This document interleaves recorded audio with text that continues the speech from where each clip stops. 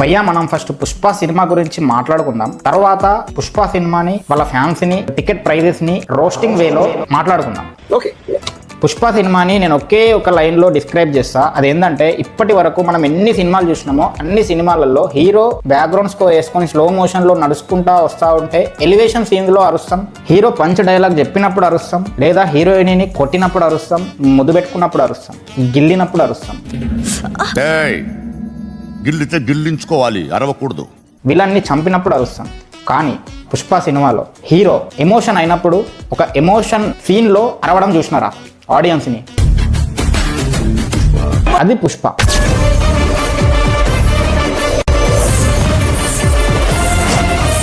జాతర సీన్లో మనోడు డ్యాన్స్ చేస్తాడు, గంగమ్మ తల్లి అనుకుంటూ పూనకాలు వచ్చినట్టు డ్యాన్స్ చేస్తాడు. ఇక్కడ అక్కకు కూడా పూనకాలు వచ్చినాయి చూడు.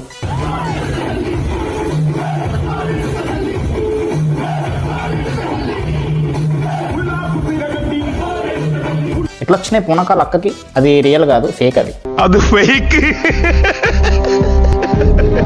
అది అమ్మవారు ఏమి థియేటర్లోకి వచ్చి అట్లా ఆవహించదు. అది పెద్ద కొండెర్రిపు అనుకుంటా.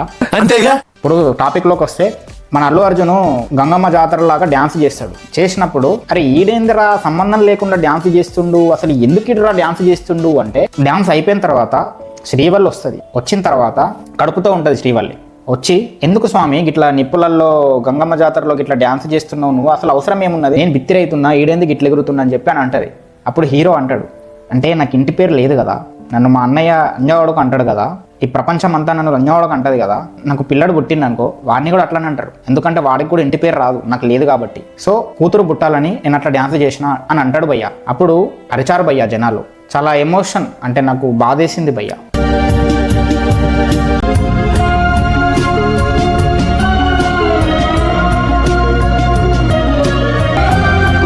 సో ఎమోషన్ సీన్కి అరవడం అనేది నేను పుష్పకి చూసిన.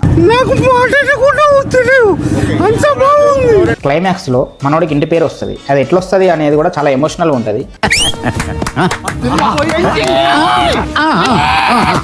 అండ్ లాస్ట్లో పుష్ప ఫ్యామిలీ మొత్తం చచ్చిపోతుంది. మన బన్వర్ సింగ్ గారు కూడా చచ్చిపోతాడు. వాళ్ళు ఎట్లా చచ్చిపోతారో తెలవాలంటే ఇంకా మీరు సినిమా చూడండి. వాంది వీంది వినకండి. ఎంటర్టైన్మెంట్ కోసం సినిమాని వచ్చి చూసి రండి అంతే. మనం రోస్టింగ్ టాపిక్లోకి వస్తే సినిమా టికెట్ ప్రైజ్ 1400 ఏంట్రా, 1200 ఏంట్రా, బీహార్లో 500 ఎట్టారా, 700 నుంచి 1000 రూపాయలు నైజాంలో. నేను ఏమంటున్నా అంటే, ఇప్పుడు ప్రీమియర్ షో పెట్టినప్పుడు అవసరం ఉన్నోడే వెళ్ళి టికెట్ కొనుక్కొని చూస్తాడు. దానికి మీరు ఎక్కువ అభ్యంతర పడాల్సిన అవసరం లేదు. ఎందుకంటే అక్కడ పెట్టింది నీ ఇష్టం ఉంటే టికెట్ బుక్ చేసుకొని చూడు, లేకపోతే చూడకు, అంతే. నీ చాయిస్ అది. వాడు ఎంతైనా రేట్ పెట్టుకుంటాడు. అది మెయిన్ పాయింట్ అక్కడ. మీకు రాజకీయ పరంగా ఎడ్యుకేషన్ లేనంత వరకు ఏది అర్థం కాదు. నీ జోబులోంచి డబ్బులు లేపేస్తుంది కేవలం సినిమా వాడే అని ఈరోజు సినిమా ఫ్యాన్స్ అందరూ దానికి డిమాండ్ ఉంది కాబట్టి అనుకుంటున్నారు. నీ జోబులోంచి కొన్ని సంవత్సరాల నుంచి రాజకీయ నాయకులు, చిన్న సర్పంచ్ నుంచి సీఎం వరకు అందరూ నీ జోబులోంచి డైలీ 10 రూపాయలు ఇస్తున్నారు. అది నీకు తెలియట్లా, నాకు కూడా తెలియట్లా. మనం ఏం పీకలేము కూడా, అది పాయింట్ అక్కడ. సో కొన్ని పీకలేనివి, మనం ఏం చేయలేనివి ఉంటాయి. వాటిని మనం చూడడం తప్ప ఇంకేం పీకలేము.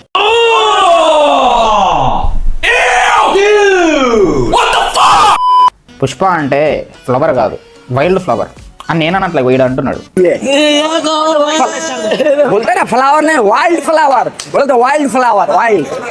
అరే వైల్డ్ ఫ్లవర్ ఏంట్రా ఎర్రిపోవా, అది వైల్డ్ ఫైర్.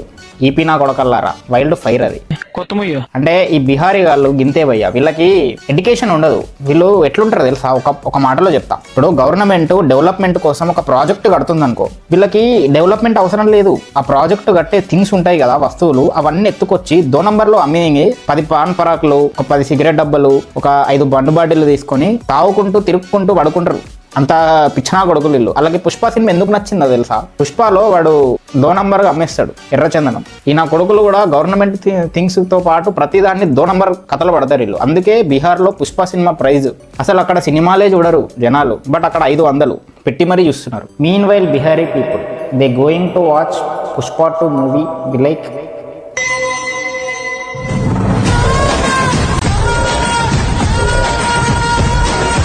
అసలు ఇప్పటి వరకు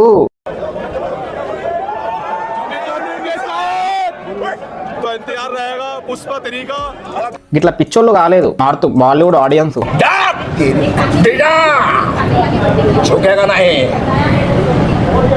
అప్పుడెప్పుడో బాలీవుడ్లో ఎంత మంచి సినిమాలు వచ్చేవంటే ఫిదా భయ్య. ఇప్పటికీ మన టాలీవుడ్లో కూడా అలాంటి సినిమాలు ఎవడు తీయడు. అలాంటి సినిమాలు బాలీవుడ్లో పాస్ట్లో వచ్చేవి. హిందీ వచ్చినోడు ఆ సినిమాలు చూసినోడికి తెలుసు ఆ ఫీలింగ్ ఏందో.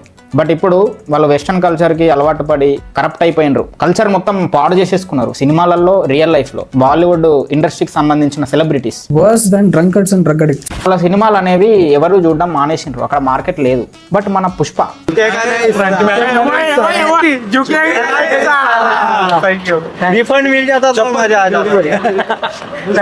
చూడరా ఎంత పిచ్చోళ్ళు అవుతున్నారు. మన దగ్గరనే పిచ్చనా కొడుకులు ఎక్కువైపోతున్నారా అంటే ఇక బాగా వెళ్ళి వాళ్ళని పిచ్చోళ్ళని చేస్తున్నారా. చెట్ల సామాన్లు తెగుతాడు రేమో, టైగర్ గుండెలు భద్రం రేమో, రేమో రేమో. ఎంత పిచ్చి పిచ్చనా కొడుకులు అని నేను ఎందుకు అంటున్నానో మీకు ఈ వీడియో ఎండ్ వరకు చూస్తే మీకు అర్థమవుతుంది. అర్థమైందా? ఒకసారి ఇప్పుడు అంకుల్ వాడు ఉన్నాడు భయ్య.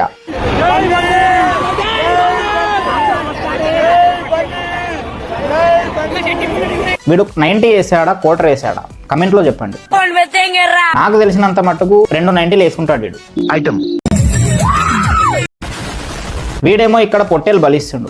అడవులలో ఇట్లా పుట్టిరా ఏమరా మంచి మర్యాద తెలియదు. రేయ్ సినిమా థియేటర్లో పొట్టేలు బలివ్వడం ఏంట్రా, పీకలు కోసుకోండ్రా. అంటే ఈ ఫ్యానిజం ఎక్కడికి వెళ్ళిపోతుందంటే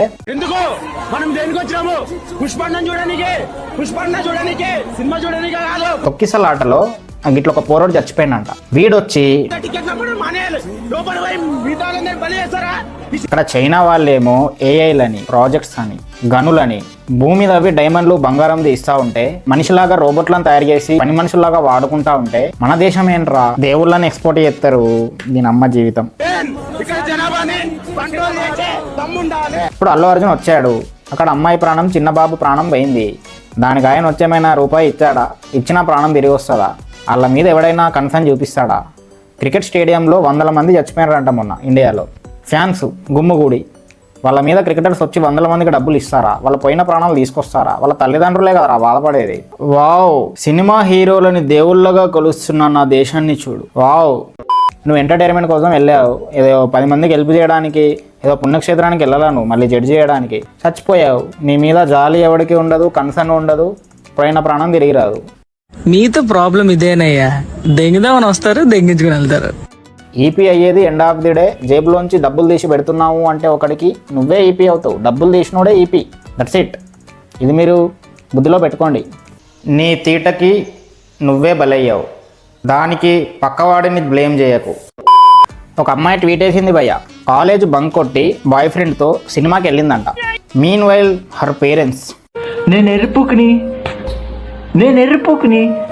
ఫస్ట్ గ్రాస్ అంటారు, ఫస్ట్ డే గ్రాస్ అంటారు, ఫస్ట్ 1 hour టికెట్ బుకింగ్స్ అంటారు, ఏవో రికార్డులు పట్టుకొస్తారు కొత్తవి. అంటే జనాలు ఎంత ఖాళీగా ఉన్నారంటే ఈ రికార్డుల మీద వాడు ఏ డ్రాయర్ వేసుకున్నాడు, ఆ డ్రాయర్ ఎంత కొన్నాడు, ఆ టీషర్ట్ ఎంతకి వేసుకున్నాడు, ఇవన్నీ తీసుకొచ్చి ఒక సెలబ్రిటీవి మీమ్స్ వేస్తారు, వాటిని షేర్ చేసుకుంటారు. మీమ్లు వేసేవాడికి డబ్బులు వస్తాయి, హీరోలకి అటెన్షన్ వస్తుంది, వాళ్ళకు కూడా డబ్బులు వస్తాయి. నీకేమొస్తుంది? ఎంటర్టైన్మెంట్ వస్తుంది. Okay, enjoy the entertainment. ఈ పీస్ ఎర్రిపూస్, ఆనందంగా బతకండి, డబ్బులు పోగొట్టుకోండి, ఫ్యూచర్లో ప్రాణాలు కూడా పోగొట్టుకోండి.